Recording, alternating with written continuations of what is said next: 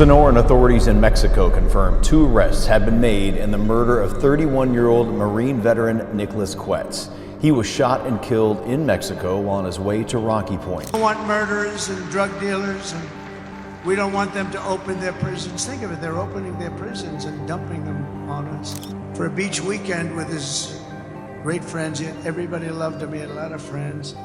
When he was viciously gunned down on the highway and murdered by members of a Mexican cartel. The cartels and the USA have waged war on each other, and no one is safe. Highways are turning into killing fields. Cities are held hostage by fear. Even U.S. Marines aren't beyond their reach. This isn't just about drugs or money. It's about total control, and the bloodshed is only beginning. In this video, we're exposing the terrifying truth behind this crisis. Viewer discretion is advised. What you're about to hear is graphic and disturbing. The U.S. and the Mexican cartels are waging a war against each other. But this isn't just another border dispute. No, this is a fight that's going to end in bloodshed. A fight for control, for power, and for survival. On October 18th, 2024, the cartels sent their most terrifying message yet. Not even a U.S. Marine is beyond their reach. Nicholas Quetz, a 29-year-old Marine Corps veteran from Arizona, was traveling through Sonora, Mexico, on his way to the popular beach town of Puerto Peñasco. But he never made it. Somewhere near the dusty highway between the towns of Altar and Caborca, his trip turned into a nightmare. Gunmen ambushed him at a gas station. Cartel enforcers who didn't care who he was or why he was there. What they cared about was sending a message loud and clear. Nobody is untouchable, not even a Marine. This wasn't some random act of violence. Local reports suggest Nicholas unknowingly drove through a cartel checkpoint, a deadly mistake in cartel-controlled territory. What came next was savage. Nicholas riddled with bullets in a burned-out wreckage. By the time authorities arrived, he was dead. Continuing coverage tonight of the Tucson man and former Marine murdered in Mexico last Friday. According to his family, Nick Quetz was driving on the highway between Nogales and Rocky Point when he was shot and killed. The Quetz family has more questions than answers at this point, and they're upset. Mad that their son was shot and killed so close to home, and mad that they haven't had any contact from the U.S. government. But as a family full of veterans, they're not going to sleep until their son gets justice. No young man deserves to be shot in the back for driving through someplace an hour from his house. When he was viciously gunned down on the highway and murdered by members of a Mexican cartel. And we're joined today by Nick's wife, Carrie, his father, Douglas, his mother, Patricia, his sister, Alexis, and his brother-in-law, Phil, and they're beautiful people. And if they'd like to come up, I'd love to have them just to honor their beautiful boy. But here's the terrifying part. This wasn't an isolated incident. You see, the cartels are no longer just criminal organizations. They've become something far more dangerous. They're warlords controlling the whole of Mexico with military precision and unrelenting violence. And when their operations are threatened, they lash out in the most brutal ways imaginable. This isn't even the first time the cartels have targeted U.S. Marines. Back in 2013, another Marine, Armando Torres III, crossed into Mexico to visit his family's ranch in Tamaulipas. Within hours, he vanished. Torres was kidnapped alongside his father and uncle. A decade later, their fate remains a mystery. The message here is crystal clear. Even the toughest, most disciplined warriors are not beyond their reach. And let's not forget, these aren't accidents or coincidences. These are strategic moves. By targeting U.S. military personnel, the cartels are playing a terrifying game of psychological warfare. They want to send a message to America: stay out of our business or else. Now to a frantic search by the FBI as they investigate the kidnapping of a Marine, his father, and his uncle in Mexico.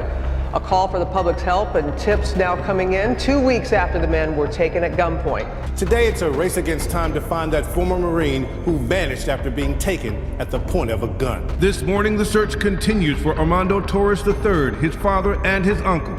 Torres had gone to visit his father's ranch just inside Mexico, May 14th, when armed gunmen snatched all 3 men. They have not been seen or heard from since. It's just shocking, you know, because you don't want to believe it. But this isn't just happening south of the border. The cartels have started expanding their operations into American soil, and the violence is spilling over in ways we never imagined. Take, for example, the recent mysterious drone sightings starting from November 2024 in New Jersey. People have been spotting massive car-sized drones hovering silently over neighborhoods for hours at a time. These drones aren't just toys. They're high-tech and unlike anything law enforcement has seen before. Some experts think these drones could be tied to foreign governments, possibly even Chinese spy operations, but others point to the cartels. Why? Because the cartels have already been using drones for years to smuggle drugs, conduct surveillance, and even carry out bombings in Mexico. Think about that. Drones, armed with explosives, being used to kill targets. Now imagine what happens when that technology is deployed inside the United States. Maybe the drones over New Jersey aren't just a coincidence. It could be the cartel's way of scoping out new territory, preparing for something sinister. In the skies above the east, reports of mysterious drones. Look, guys, there's one there, one there, one there. Turning into thousands of posts going viral online. Coming in one after one. With people from coast to coast now spending a lot more time looking up and pointing their cameras into the night. This is bizarre. There's more over there, look. Some could be optical illusions, planes that seem closer than they are. You can hear that one. That is definitely a plane. But others have defied normal explanation. What the Car-sized drones operating for hours in restricted airspace and able to elude local law enforcement when they send their own drones up to give chase. In New Jersey, the Army reporting the Picatinny Arsenal has had 11 unauthorized drone incursions in the last month. Look what's back again, same spot as last night. And it's not just violence we have to worry about. The cartels have another weapon that's far more devastating, one that's killing tens of thousands of Americans every year. This synthetic opioid is a ticking time bomb, 50 times stronger than heroin and dirt cheap to produce. In 2023 alone, the DEA seized over 58 million counterfeit pills laced with fentanyl, much of it coming from Mexican cartels. Let that number sink in, 58 million. The cartels don't care who dies. To them, it's just business. Every single pill that crosses the border represents pure profit, and the U.S. is their biggest market. But the price we're paying is staggering. Over 70,000 Americans died from synthetic opioid overdoses in 2022, and the numbers keep climbing. And the scariest part, the cartels are getting smarter. They're hiding fentanyl in everything, from rainbow-colored pills designed to attract kids to shipments of legitimate goods like avocados and car parts. Every package that slips through the cracks means more lives lost. We are in the midst of the worst drug crisis in U.S. history. The drug is fentanyl, and unlike and heroin, it's a purely chemical, man-made drug. It's cheap to produce, easily smuggled, and packs an incredibly addictive punch, 50 times more powerful than heroin. Nearly all the fentanyl flooding into the U.S. is made in Mexico by two powerful drug cartels, with chemicals primarily purchased from China. And as you're about to hear, it is frequently hidden in counterfeit pills made to look just like prescription drugs. It's the scourge of our time. Last year, more than 70,000 Americans died from fentanyl. That's a higher death toll than U.S. military casualties in Vietnam, Iraq, and Afghanistan combined. If you think the cartels are just disorganized gangs, think again. Groups like the Sinaloa Cartel and the CJNG are running billion-dollar empires with military precision. They've got armored vehicles, 50 caliber sniper rifles, and even homemade rocket launchers. In some parts of Mexico, they outgun the police and the military. The CJNG, in particular, operates more like a military than a cartel. They don't just fight to protect their territory, they go on the offensive. In recent years, they've used drones to bomb police convoys, ambushed security forces with heavy artillery, and even declared open war on law enforcement. Now, they're setting their sights on America. Border Patrol agents are reporting record numbers of violent encounters, with cartel smugglers becoming more aggressive and better armed. And the violence isn't just confined to the border. Cities like Phoenix, Houston, and Los Angeles are seeing cartel-linked gangs taking over neighborhoods, intimidating witnesses, and spreading their poison. Mexico is being ravaged by violence from deadly drug cartels. 90,000 people missing and hundreds of thousands murdered. Yo creo que la violencia no va a acabar porque tenemos que imponer el terreno a nosotros, pues. The multi-billion-dollar industry of narco-trafficking is one of Mexico's biggest exports. The most powerful is the Sinaloa cartel. Almost the 70% of the world is infected by this cartel. The cartels are entrenched, with many in government and the military on the payroll. So why are the cartels targeting U.S. military personnel? It's simple. The cartels see the U.S. as their biggest threat, and they'll stop at nothing to send a message of fear. Killing or kidnapping a Marine makes headlines. It strikes fear into the hearts of law enforcement and military officials. But it also serves another purpose. It's a psychological tactic designed to make Americans think twice about crossing into cartel territory. But that's not all. These attacks are also about revenge. The U.S. has been ramping up its efforts to dismantle the cartels, from seizing their drug shipments to freezing their assets overseas. Every time the U.S. takes a swing, the cartels swing back harder. Here's the bottom line. This war is far from over. The cartels are evolving, adapting, and becoming more dangerous with every passing year. They're no longer just smuggling drugs and people. They're waging a full-scale war. U.S. Border Patrol agents being warned of a revenge attack from the cartels. That after an agent ran into one of their members, the cartel member, with a car. Texas Border Sheriff Thaddeus Cleveland joins me. Sheriff, are these explicit threats of revenge, and what are you doing about it? Hey, good morning, Stu. It's good to be back on with you. And look, that's just the dance that we dance here along the border. When it comes to threats, whether it's at the state level, the local level, or more importantly, the Border Patrol level. And it's nothing new. You know, throughout my career as a Border Patrol agent, we face these threats. We never take them lightly. We make sure that whether there's a threat or not, that we're out there, we're being cautious, and we're taking care of ourselves as well as our partners out there. But if you think this battle is just about drugs and bullets, think again. The cartels don't just want to kill their enemies, they want to control them. They've turned fear into their most powerful weapon. Entire regions of Mexico are paralyzed under their grip. Towns become ghost towns overnight, with locals too terrified to speak out or resist. For every person who dares to challenge them, there's a gruesome warning. Bodies strung up on bridges, mass graves uncovered in the desert, families slaughtered without mercy. Townspeople in Culiacan are having to adjust to a new reality. One where bodies turn up on the street daily. One where schools are closed, businesses have reduced hours. And 2 weeks after the start of a civil war in the Sinaloa cartel, sparked by the arrest in the United States of one of its founders, there's no end in sight. And it's not just fear they're using. The cartels are going high-tech, and it's making them more dangerous than ever. Take the drones. In Mexico, cartels like the CJNG are using drones armed with explosives to target their enemies. Imagine that. A weapon straight out of a sci-fi movie, now in the hands of drug lords. They don't even have to pull the trigger anymore. They just sit back and let the drone do the killing.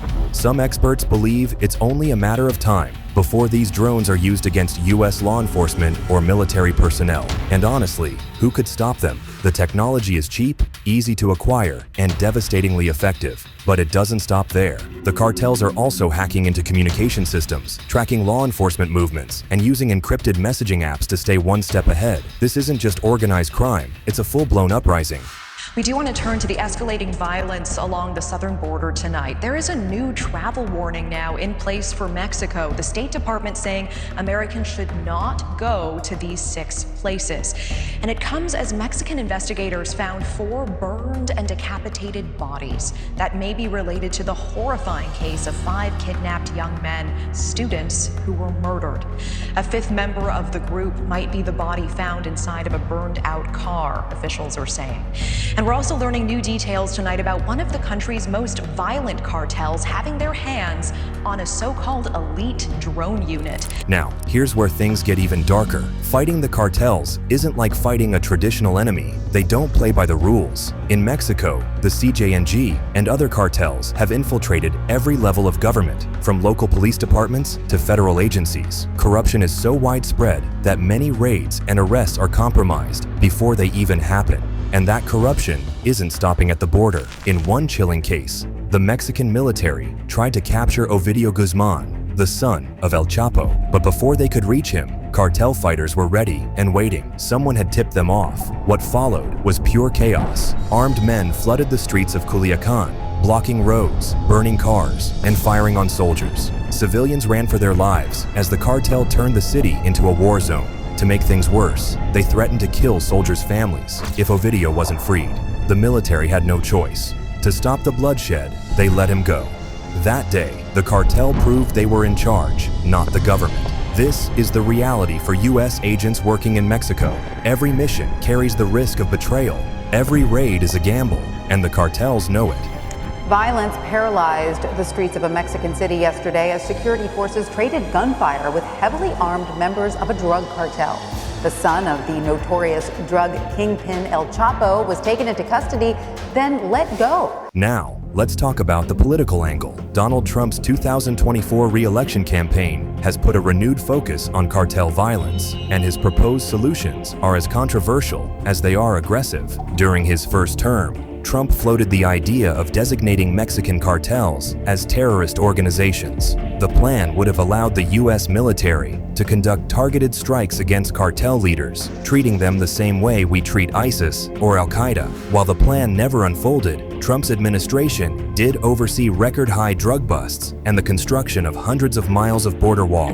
Now, as he campaigns for a second term, Trump is promising to take the fight to the cartels like never before. But here's the big question: would Mexico cooperate? The U.S. can't win this war alone, but Mexico's government is deeply divided. Some officials want to crack down on the cartels, while others are in their pockets. And let's not forget what happened the last time the U.S. escalated its efforts. When the DEA ramped up operations in Mexico, the cartels responded by threatening American agents. In 2021, they even released a video branding DEA officers as enemies. If Trump gets his way, the cartels won't go down without a fight, and that fight could spill over into the U.S. in ways we're not prepared for. The drug cartels are waging war in America, and it's now time for America to wage war on the cartels.